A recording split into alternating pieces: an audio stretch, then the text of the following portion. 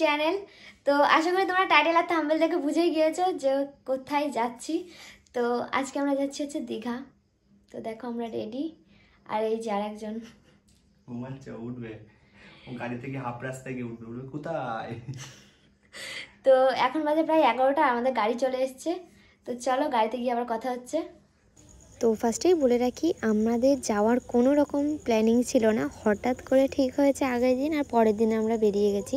যেই কারণে প্রচণ্ড তাড়াহুড়োর মধ্যে ছিলাম, কোনো রকম ভিডিও করা হয়নি, কেনাকাটা থেকে কোনো কিছুর না। তো বেরিয়েই ফার্স্টে গিয়েছিলাম মাকে আর বুনুকে আনতে। মানে আমরা যাচ্ছি, আমি, তোমাদের দাদা ভাই, আমাদের পুচকু, মানে আমাদের ফ্যামিলি সঙ্গে যাচ্ছে তোমাদের দাদা ভাইয়ের একটা ফ্রেন্ড আর ওর ওয়াইফ, আর বললামই আমার মা আর বুনু। তো এই কজনই আমরা যাচ্ছি। তো মাকে আর বুনুকে নিয়ে বেরিয়ে পড়লাম দীঘা যাওয়ার জন্য। মনের মধ্যে ছিল প্রচণ্ড এক্সাইটমেন্ট, যেটা মানে ভাষায় প্রকাশ করা অসম্ভব। বলো কি বলবা? ভালো লাগছে তোমাকে? ঠিক আছে। এই যে দুই বাচ্চার বাবা মাকে নাও। হ্যাঁ আচ্ছা, দুজন কেমন বলছে?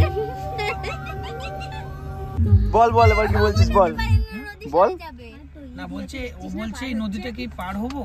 আমি বলছি না না, আমরা যাবো বলে এই নদীটা একাই সরে যাবে। ও আচ্ছা, না না কি পুকুর বলছিলিস না, একবার একটু গুছিয়ে বল। এইটা এখন হবে না, এটা পরে ওখানে গিয়ে পৌঁছায়। সমুদ্রটা পুকুর, না না তোমাকে না, আমি ওকে আগে সোনা বলছে এটা ঝিল, এসে বলছে ঝিল। ये सब क्या देखना पड़ रहा है? अच्छा है मैं अंधा हूँ।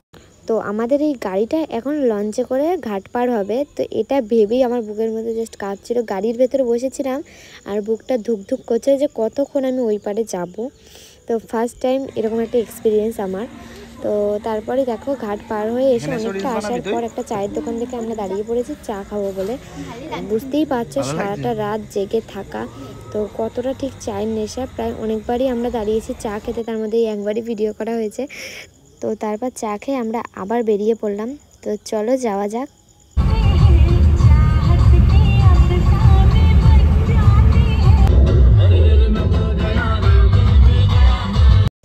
কিভাবে যে পুরো রাতটা কেটে গেল বুঝতেই পারলাম না। মানে একটু একটু করে সূর্য উঠছে গাড়ির ভেতরে, দেখতে দেখতে একটু করে ঘুমে ঝিমকে আসছে, আবার উঠে পড়ছি, আবার দেখছি একটু সকাল হয়েছে। এরমভাবে আমরা প্রায় দীঘার কাছাকাছি পৌঁছে গেছি, আর দেখতেই পাচ্ছ প্রায় সকাল হয়ে গেছে।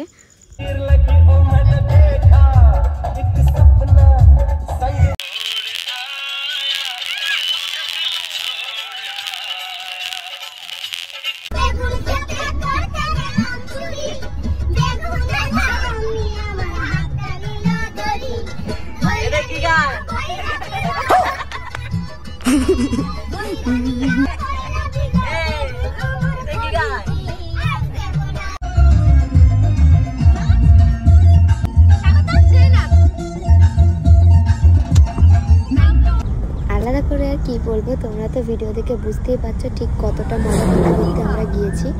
তো দেখো ফাইনালি পৌঁছেও গিয়েছি দীঘা। তো বাকি ভিডিওটা নেক্সট পার্টে আসছে। সবাইকে টাটা।